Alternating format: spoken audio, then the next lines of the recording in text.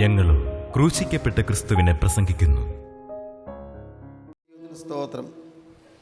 രൂത്തിന്റെ പുസ്തകത്തിൽ നാം കാണുന്നത് മാറായാണ്.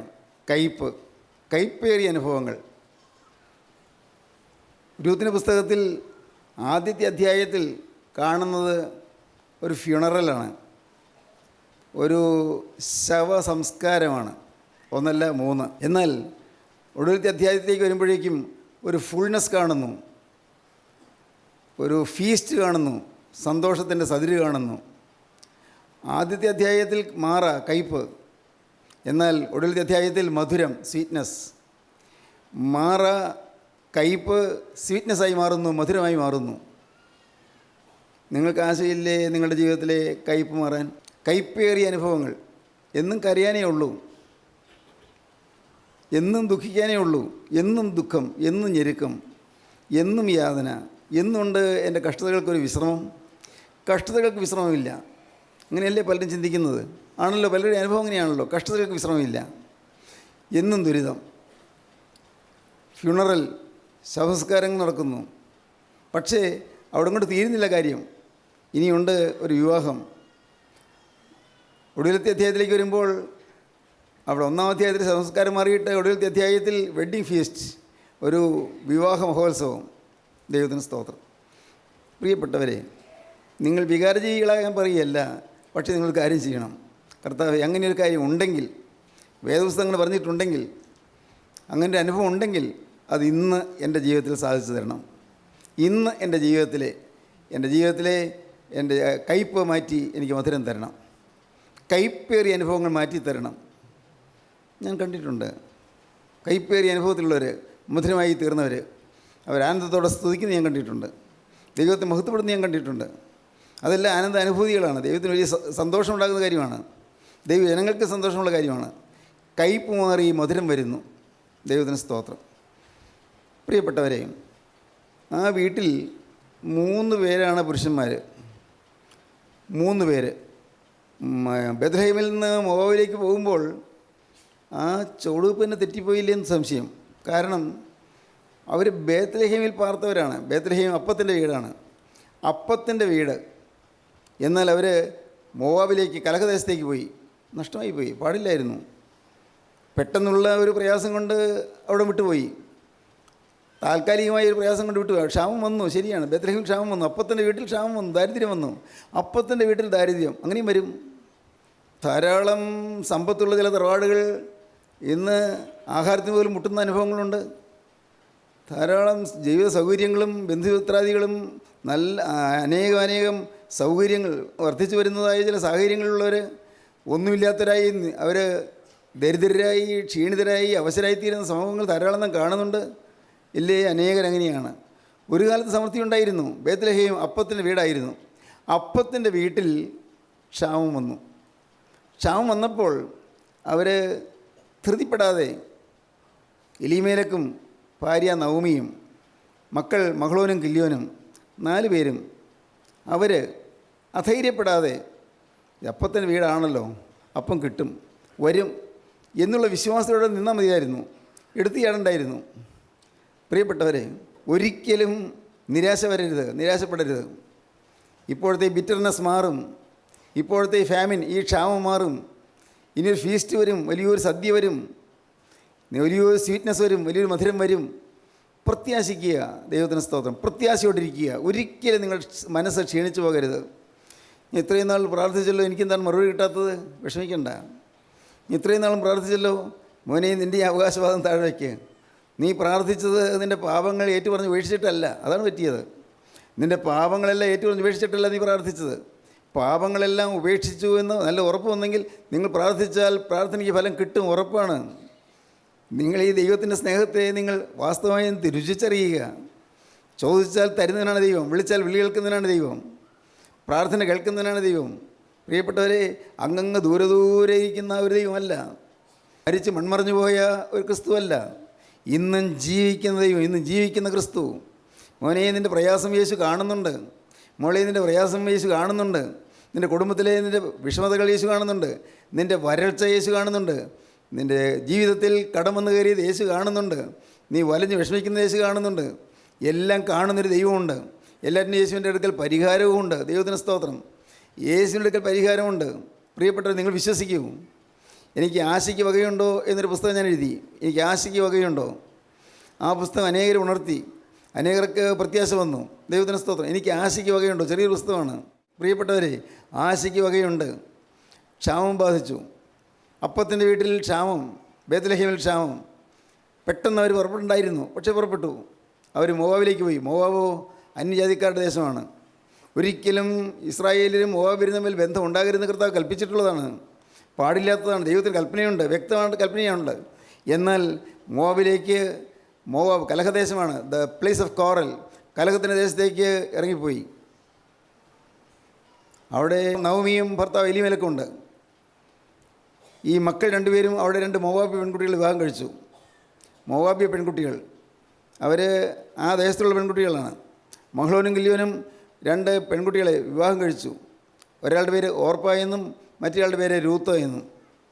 ദൈവത്തിന് സ്തോത്രം. അവിടെ നാം കാണുന്നതെന്നറിയാമോ? ഏറെ കഴിഞ്ഞില്ല, അപ്പൻ എലീമേലക്ക് മരിച്ചു. അപ്പൻ മരിച്ചു. എന്തൊരത്ഭുതം, എന്തൊരു ഭയാനകമായ കാര്യം. മക്കൾ രണ്ടുപേരും, ആൺമക്കൾ രണ്ടുപേരും മരിച്ചു. പുരുഷപ്രജ എല്ലാം തീർന്നു. എന്താണ് അങ്ങനെ വന്നത്? നമുക്കറിഞ്ഞുകൂടാ എന്തുകൊണ്ട് അങ്ങനെ വരുന്നത്. ചില വീടുകളിൽ എന്താണ് അങ്ങനെ വരുന്നത്? എന്താണ് അത്യാഹിതം വരുന്നത്, ഈ അത്യാവത്ത് വരുന്നത്? വീട്ടിൽ ആൺതരി ഇല്ലാതായി. ആൺമക്കൾ രണ്ടുപേരും മരിച്ചു, അപ്പനും മരിച്ചു, 3 വിധവമാർ. ദൈവത്തിന് സ്തോത്രം. ഞാൻ ആ വിധവമാരെക്കുറിച്ച് പഠിച്ചപ്പോൾ ഞാൻ എഴുതി വെച്ചു, എ ഗ്രീവിങ് വിഡോ, ദുഃഖിക്കുന്ന ഒരു വിധവ. ദുഃഖിക്കുന്നൊരു വിധവ, അത് നവമി. അടുത്തത് എ ക്ലീവിങ് വിഡോ, ആ നവമിയോട് പറ്റിച്ചേർന്ന് നിൽക്കുന്ന ഒരു വിധവ. മറ്റേത് എ ലീവിങ് വിഡോ, വിട്ടുപോകുന്ന ഒരു വിധവ. എന്തായി പറഞ്ഞത് നിങ്ങൾക്ക് മനസ്സിലായില്ല? അമ്മായിയമ്മയും ഈ 2 ആൺമക്കൾ മരിച്ചതിന് ശേഷം 2 ഭാര്യമാർ, അവരുടെ ഭാര്യമാർ രണ്ടുപേരും, അങ്ങനെ 3 വിധവമാർ ഒരുമിച്ചിരുന്ന് മുഖത്തോട് മുഖം നോക്കിയിരുന്ന് കരയാം. വേറൊന്നുമില്ല, നിശബ്ദമാണ് ആ വീട്. എന്തൊരു ആർപ്പുളി ഉണ്ടായിരുന്ന വീടാണ്, എന്തൊരു സന്തോഷമുള്ള വീടായിരുന്നു, എന്ത് സമാധാനമുള്ള വീടായിരുന്നു, എന്ത് ഐശ്വര്യമുള്ള കുടുംബമായിരുന്നു. ഇന്ന് ആ കുടുംബം മ്ലാനമായിപ്പോയി. പെട്ടെന്നാണെല്ലാം സംഭവിച്ചത്. 3 ആണുങ്ങളും മരിച്ചു കഴിഞ്ഞു. അമ്മായിയമ്മ എ ഗ്രീവിങ് വിഡോ, ദുഃഖിക്കുന്ന ഒരു വിധവയായിട്ടിരിക്കുകയാണ്. അമ്മായിയമ്മ പറഞ്ഞു, മക്കളെ, ഞാൻ ബേത്ലഹേമിലേക്ക് മടങ്ങി പോവുകയാണ്, അവിടെ ക്ഷാമം തീർന്നെന്നാണ് കേട്ടത്. അങ്ങനെ ഒരു കേൾവി ഇവിടെ നാട്ടിലുണ്ട്. ഞാൻ സ്വന്തം നാട്ടിലേക്ക് പോവുകയാണ്. മക്കളെ, നിങ്ങൾ ഇവിടെ തന്നെ താമസിക്കുക. നിങ്ങൾ ഈ മോഹദേശത്ത് ജനിച്ച് വളർന്നവരല്ലേ, നിങ്ങൾക്ക് ഇത്ര ചെറുപ്രായമല്ലേ, നിങ്ങൾ വിവാഹം കഴിക്കാമല്ലോ. 2ാമത്തെ വിവാഹം കഴിച്ച് നിങ്ങൾ സുഖമായി ജീവിക്കൂ. ഉറപ്പ അമ്മായിയമ്മയെ ചുംബിച്ച് പിരിഞ്ഞു. എ ലീവിങ് വിഡോ, വിട്ടുപോയി, അമ്മായിയമ്മയെ വിട്ടുപോയി, ലീവിങ് വിഡോ. എന്നാൽ രൂത്ത് പറഞ്ഞു, അമ്മയെ ഉപേക്ഷിച്ച് പോകാൻ ഞാൻ തയ്യാറല്ല. ഈ ചുരുങ്ങിയ കാലം അമ്മയുടെ കൂടെ ജീവിച്ചല്ലോ. അമ്മയെ ഒരു അമ്മായിയമ്മയായിട്ടല്ല ഞാൻ കണ്ടത്. അമ്മ എന്നെ ഒരു മരുമോളായിട്ടല്ല കണ്ടത്, സ്വന്തം മോളായിട്ട് എന്നെ കണ്ടു. അത്ര സ്നേഹമായിരുന്നു. മോളെ എന്നേ അമ്മ എന്നെ വിളിച്ചിട്ടുള്ളൂ. അത്ര കാര്യമായിരുന്നു. അമ്മയെന്നുള്ള ആ വിളി കേൾക്കാൻ നവമിക്ക് വലിയ ആഗ്രഹം. ഇന്ന് പല വീടുകളും അങ്ങനെയൊക്കെയാണ്. അമ്മയെന്ന് വിളിക്കാൻ ചില മരുമക്കൾക്ക് തോന്നുന്നില്ല, അമ്മയെന്ന് വിളിക്കാൻ തോന്നുന്നില്ല. വേണമെങ്കിൽ ആരോടെങ്കിലും പറയും ആ സ്ത്രീ എന്ന് പറയും, ആ സ്ത്രീ. അത്രയെങ്കിലും പറയാനുള്ള മര്യാദ കാണും ചിലർക്ക്. പ്രിയപ്പെട്ടവർ, പലയിടത്തും അങ്ങനെയാണ്. പല കുടുംബങ്ങളും തകർന്നു കിടക്കുകയാണ്. ഞാൻ അനേകരുടെ അനുഭവം പറഞ്ഞു വെച്ചുകൊണ്ടാണ് പറയുന്നത്. പല കുടുംബങ്ങളിലും അമ്മായിയമ്മയും മരുമോളും തമ്മിൽ ഇഷ്ടമില്ല. എന്നാൽ ചില കുടുംബങ്ങളിൽ അമ്മ ഈ മരുമോളെ സ്വന്തം മോളെ പോലെ കരുതുന്നു, സ്വന്തം മോളേക്കാൾ അധികപ്പറ്റായി സ്നേഹിച്ച് കരുതുന്നു. നല്ലത്. സ്വന്തം അമ്മയെപ്പോലെ അമ്മായിയമ്മയെ കാണാൻ മരുമക്കൾക്ക് സാധിക്കുന്നില്ല. അവിടെ എന്നും ഇഷ്ടക്കുറവും മുഷിച്ചിലുമാണ്. നമ്മുടെ പലരുടെയും വീടുകൾ അങ്ങനെയാണ്. ദൈവത്തിന് സ്തോത്രം.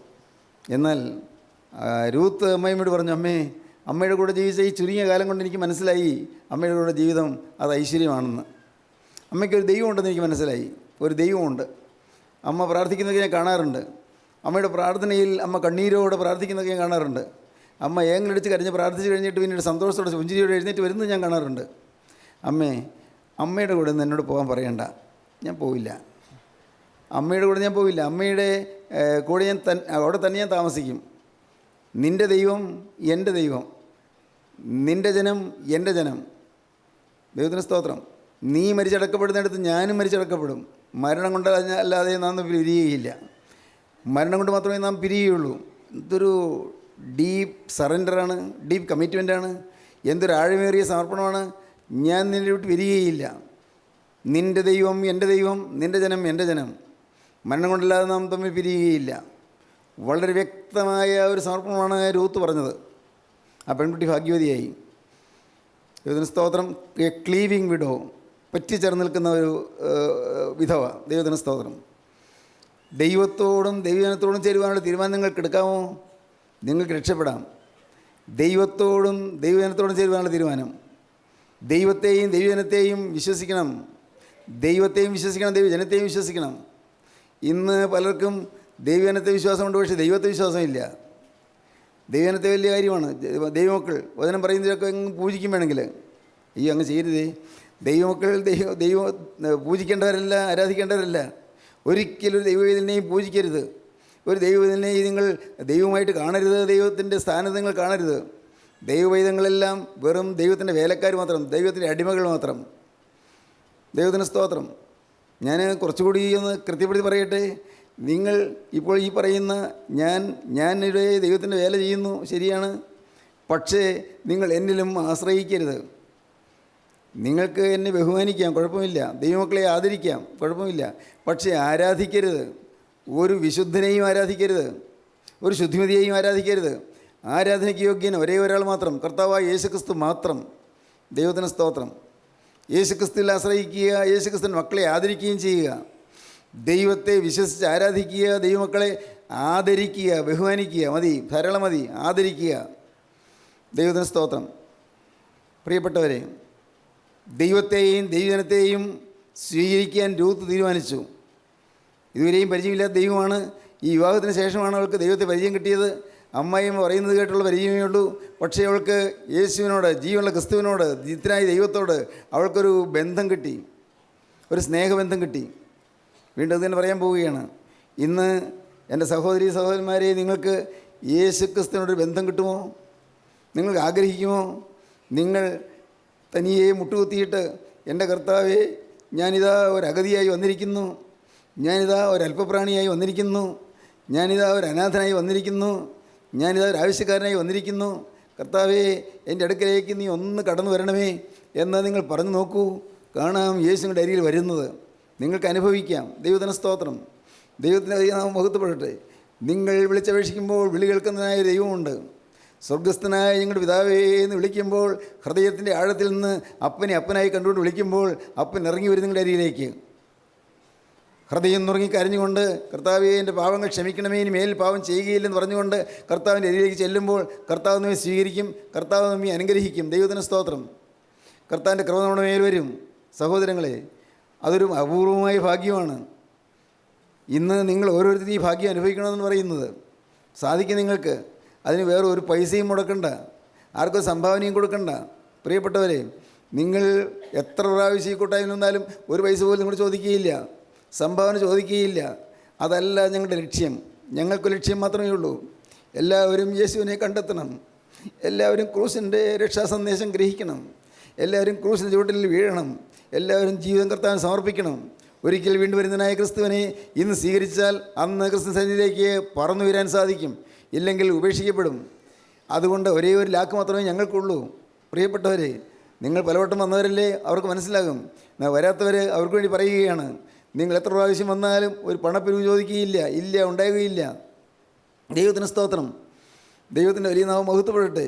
പൈസയ്ക്ക് വേണ്ടിയല്ല സുവിശേഷ വേല ചെയ്യുന്നത്, പെരുമയ്ക്ക് വേണ്ടിയല്ല സുവിശേഷ വേല ചെയ്യുന്നത്. സ്തോത്രം.